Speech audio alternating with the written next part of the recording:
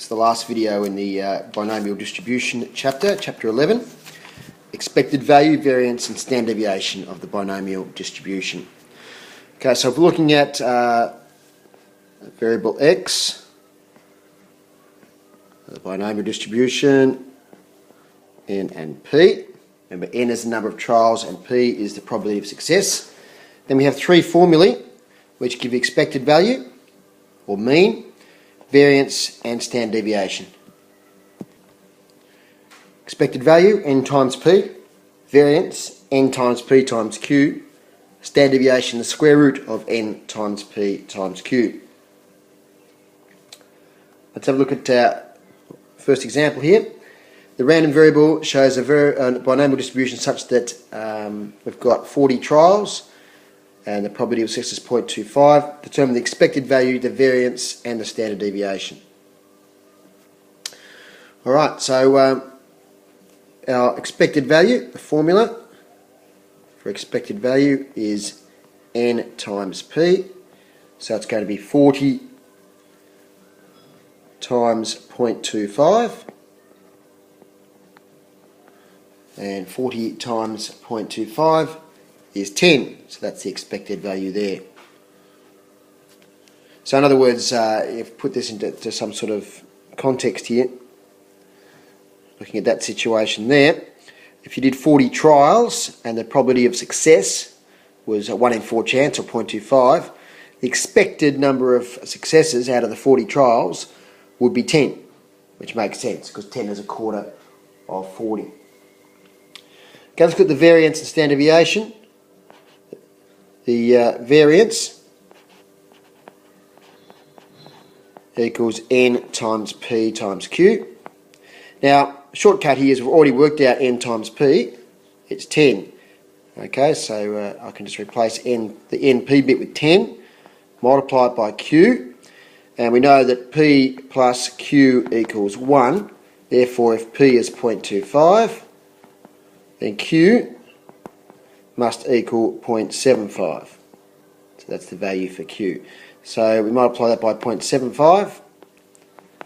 Okay, and 0.75 times 10 is going to be 7.5, and that's the variance.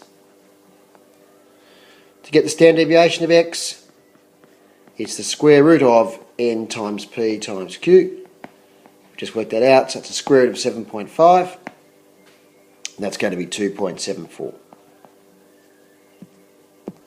Next question, a fair die is rolled 15 times. Find the expected number of threes rolled. The probability of obtaining more than the expected number of threes. There's a couple of elements to this question. And sort of a typical exam type scenario. There's a few skills being tested here. Right, so let's start with part A, which is the expected number of threes rolled.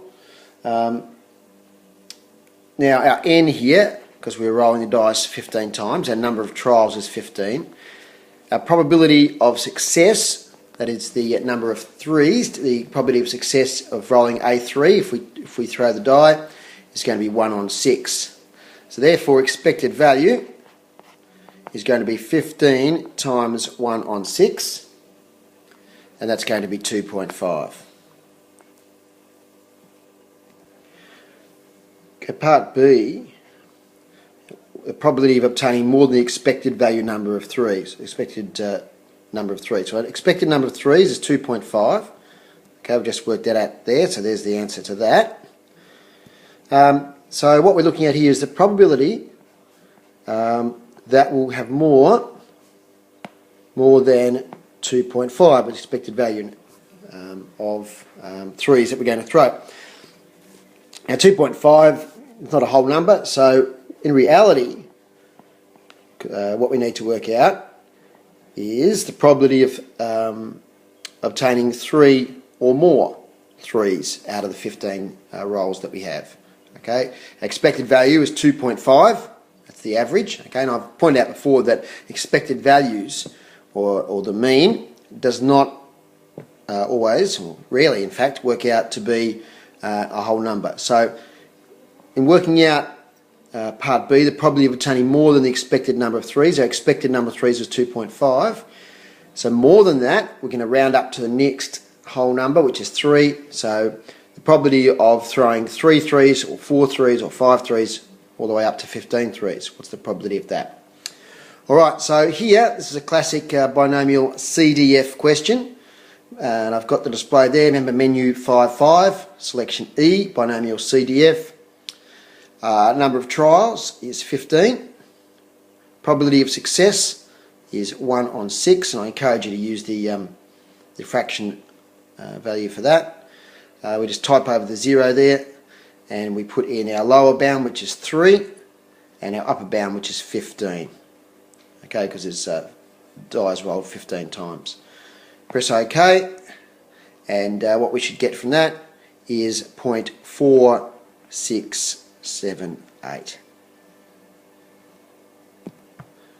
Next question, another exam favourite, this type of question. A binomial random variable has an expected value of 14.4 and a variance of 8.64. So they're pretty important values there, those two, 14.4 and 8.64. Now we know the formula for expected value. It's NP, so that equals 14.4, and NPQ, which is the variance, equals 8.64.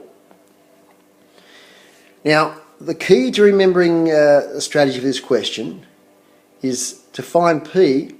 Remember, if we know Q, we can find P, because you recall, I've mentioned this a few times now, that P plus Q equals 1. So if we find Q, we automatically can find P just by subtracting from 1. So when you look here, and I highlight here this second equation, the second equation here, okay, NPQ equals 8.64.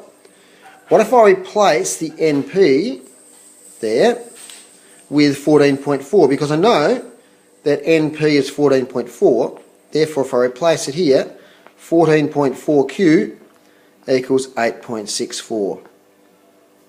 Write that a bit more neatly, 8.64. Okay, so see how I've replaced it? Here it is, that NP just there, which I know is 14.4. I know it's 14.4. Okay, I've now replaced it. So instead of NPQ equals 8.64, 14.4Q equals 8.64. Now from there, the question becomes a bit easier, and that's a crucial first step. Because I now know that Q equals, if I divide the right hand side by 14.4, continue up here, therefore Q, worked it on my calculator, equals 0.6. I now know a value for Q, therefore P equals 0.4. Repeating that P plus Q equal 1. And we could set that out if we like. I probably should have done that. Q equals 1 minus that again. I'll set that out properly. P plus Q equals 1. We know that Q is 0.6, so P plus 0.6 equals 1. P equals 1 minus 0.6, therefore P equals 0.4. Now, how do I find N? So I've found P, got the answer to question A. Well, I know that NP equals 14.4, therefore N multiplied by 0.4 equals 14.4. Divide through by 0.4, and you get N equals 36.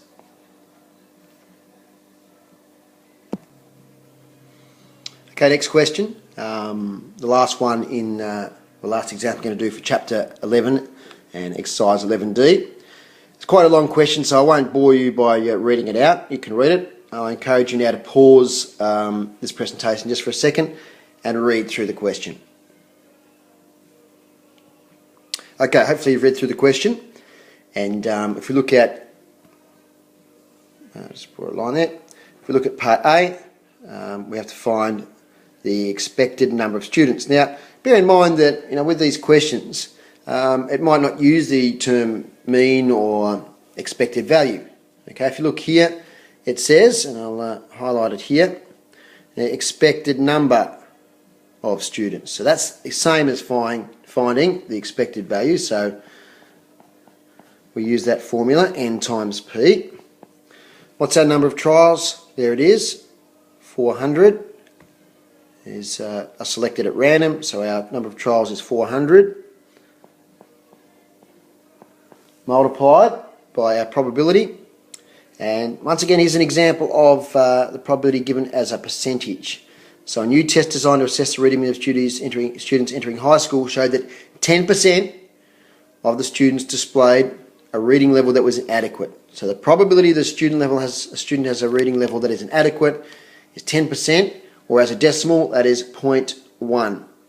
Okay, so 0.1 is our value for P. And so your expected number of students is 40.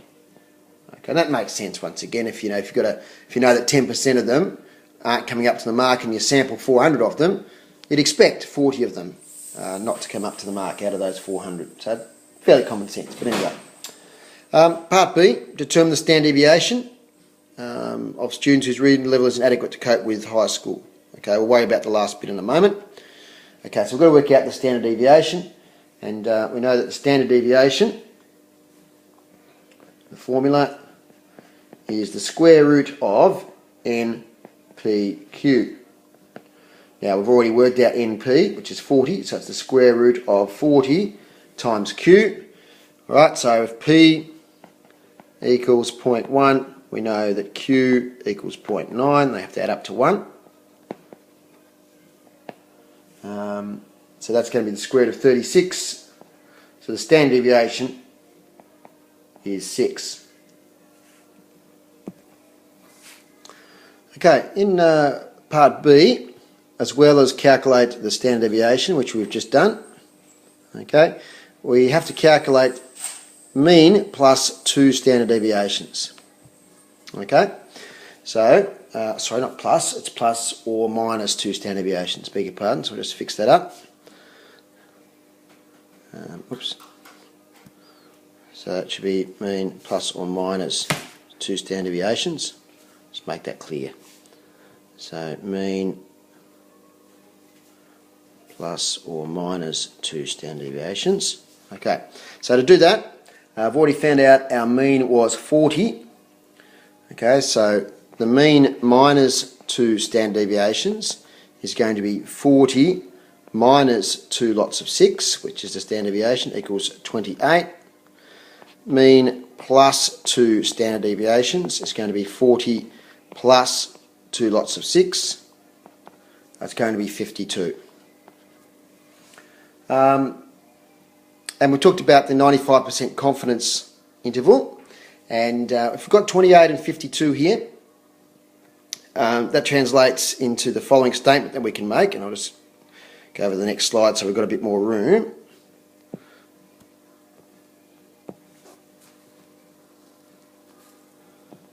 Okay, so there is a probability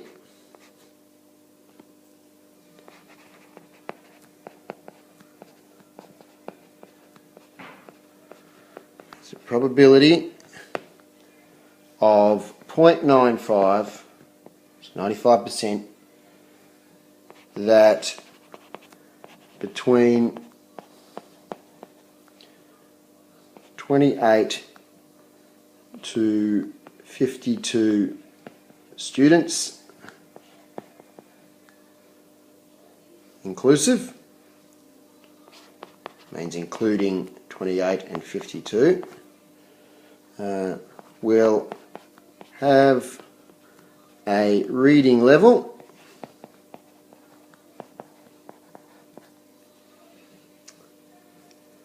that is inadequate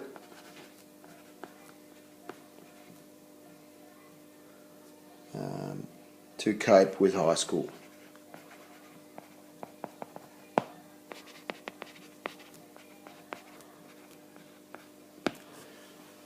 So that for many random variables, not all, but for many random variables, approximately 95% or 0.95 of the probability distribution lies within 2 standard deviations of the mean. Okay, so if we're looking at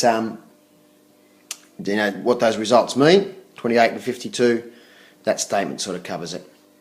Alright, so we're done now pretty much with chapter 11, and you should now be able to do exercise 11D